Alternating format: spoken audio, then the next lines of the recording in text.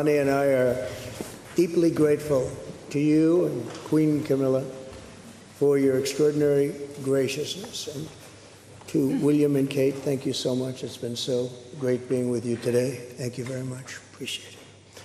It's a singular privilege to be the first American president welcomed here. And if you think about it, it's a lot of presidents, and this was the second state visit.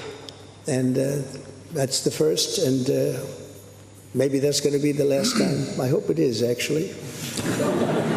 But this is truly one of the highest honors of my life. Such respect for you and such respect for your country. For many decades, His Majesty the King has epitomized the fortitude, nobility, and the spirit of the British monarchy and the British people.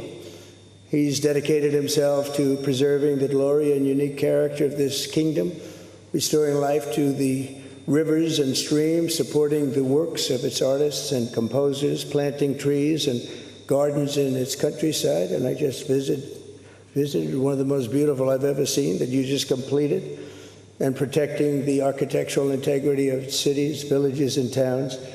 He has uplifted the poor, cared for rural farmers, and tended to wounded veterans like nobody else. I'll tell you that I just stood in line and shook about 150 hands, and the king knew every single person and every single company, and some of them had bad names like XYZ-Q3, and he knew every one of them, or at least I think he did, because nobody was complaining. I was very impressed with that. But I just want to say that His Majesty has also raised a remarkable son in His Royal Highness Prince of Wales. Really amazing. We've gotten to know you, and I think you're going to have an unbelievable success in the future. Melania and I are delighted to visit again with Prince William and to see Her Royal Highness Princess Catherine, so radiant and so healthy and so beautiful. It's really a great honor. Thank you. Many years ago, His Majesty opened his archives to a biographer. Among the documents was a letter from 1993 in which he described the patriotism and guided his many projects. He wrote that he was, quote, entirely motivated by a desperate desire to put the great back into Great Britain. In the finest tradition of British sovereigns, he has given his whole heart, everything he's got, to those parts of Britain that are beyond the realm of mere legislation. It's not easy, but which define its essence and its virtue, its harmony, and its soul. It's an amazing calling, and there's nobody that's answered that calling like you have.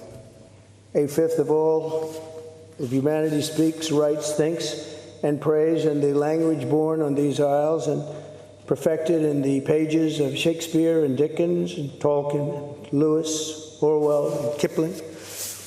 Incredible people, unbelievable people like we have rarely seen before, probably won't see again.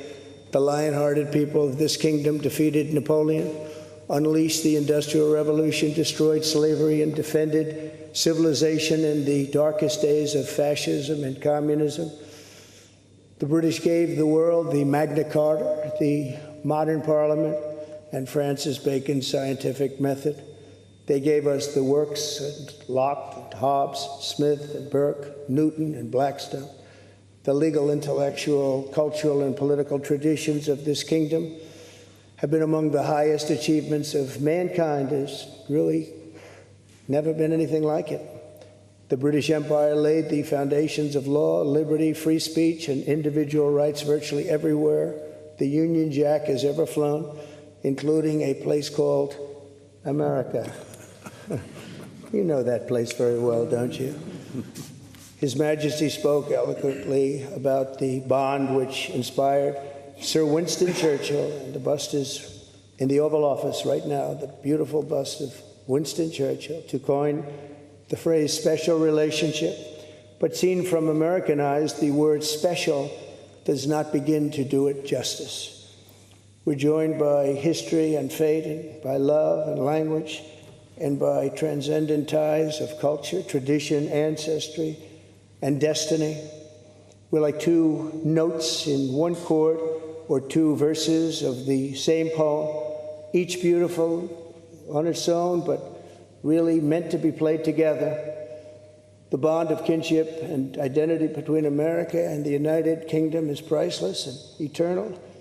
It's irreplaceable and unbreakable, and we are, as a country, as you know, doing unbelievably well. We had a very sick country 1 year ago, and today, I believe we're the hottest country anywhere in the world. In fact, nobody's even questioning it, but we owe so much of that to you and the footing that you gave us when we started. Together, we've done more good for humanity than any two countries in all of history.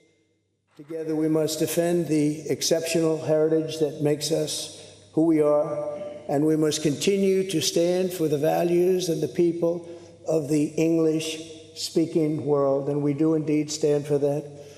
On behalf of all Americans, I offer a toast to one of the great friendships, to two great countries, and to His Majesty, King Charles III, a very, very special man, and also a very, very special queen. Thank you very much. Thank you. Thank you very much. It's a great honor to be with you.